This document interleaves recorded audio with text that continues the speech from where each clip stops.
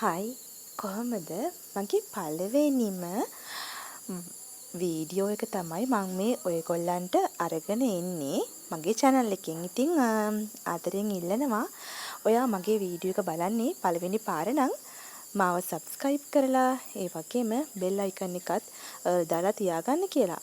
ඉතින් එතකොට තමයි මම වීඩියෝ එකක් දැම්මම ඔයගොල්ලන්ට බලන්න පුළුවන් වෙන්නේ. ඉතින් මගේ garden එකක වීඩියෝ එකක් තමයි මම අද අරගෙන ආවේ ඔයගොල්ලන්ට පෙන්වන්න. මගේ පළවෙනි වීඩියෝ එකනේ. ඉතින් පොඩි අඩුපාඩු තියෙන්න පුළුවන්.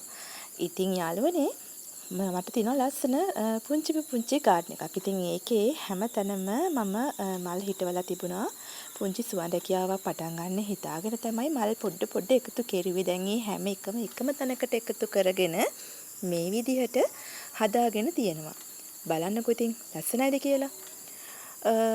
ඉතින් ওই විදිහට තමයි මගේ පීෂියා පැල ඒ වගේම මෙතන නැතිම එක පැලයක්වත් නැත්තේ නැහැ. හැමදේම වගේ තියෙනවා. ඉතින් ඒ ගැන විස්තර කරනවට වඩා බලන ඔයාට තේරෙනවනේ නේද? හැමදේම තියෙනවා කියලා. ඉතින් ඉස්සරහට මං හිතන් ඉන්නවා ඔයගොල්ලන්ට එක වර්ගයේ වීඩියෝ අරගෙන එන්න. ඉතින් අද පළවෙනි එක හින්දා මේ විදියට තමයි මම අද ඔයගොල්ලන්ට වීඩියෝ එක අරගෙන එන්නේ. ඉතින් මගේ garden එකේ එක පැතිකඩක් තමයි ඔයගොල්ලන්ට පෙන්වන්නේ. පුංචි garden එකක් තියෙන්නේ. ඉතින් මහා ලොකු එකක් නෙමෙයි. මෙහෙම පෙන්වුවා වුණාට. ඉතින් අවුව කාලෙට ලස්සනට මල් පිපෙනවනේ. මෙන්න මේ තියෙන ලස්සන විස්තර පැලේ. ඉතින් මේකේ නම මං අදටත් දන්නේ නැහැ.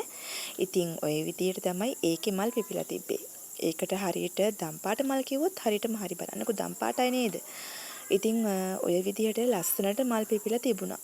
ඉතින් තාප්පේ දැන් මේ වෙනකොට මේ යන ලස්සන වැල වැවිලා වැඩි.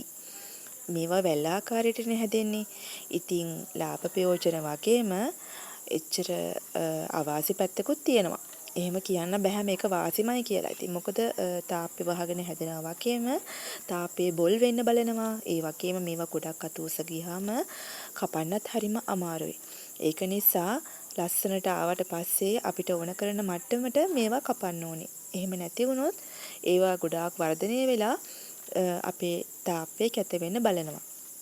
ඉතින් මම මේ පෙන්වන්නේ ඒ හරිය ටිකක් කපලා තියෙන හරියක්.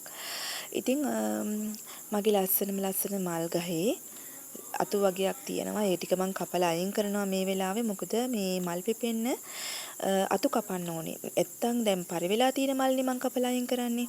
එතකොට දැන් මේ පිපිලා තියෙන ටික පර වුණාම ඒවත් කපන්න ඕනේ. කපපු ටික ලස්සනට දළු දානකොට ආයෙ නැවත මේ විදිහට මල් එනවා. බලන්නකෝ. අවුවට හොඳ ලස්සනට මල් හැදෙන මල් පැලයක් තමයි මේ තියෙන්නේ. ඉතින් ඉදිරියට මේ වගේ නමුත් දැනගෙන ලස්සන වීඩියෝ ටිකක් අරගෙන මම එන්නම්. අදට ඉතින් මේ වීඩියෝ එක බලන්න. ඉතින් කොහොමද කියලා බලන්නකෝ. ලස්සනයි නේද?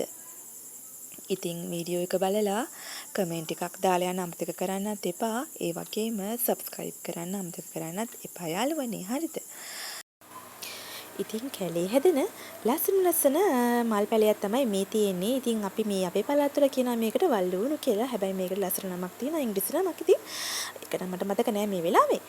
ඉතින් බලන්නකෝ ලස්සනයි නේද මගේ මල් ටික. රෝඩන් අතු ටිකකුත් පැල කරගත්තා. හාල් බෑග් වල තමයි. එහෙනම් ඉතින් වීඩියෝ එක හොඳ නම් අනිවාර්යෙන් කමෙන්ට් එකක් දාලා යන්න. බයි.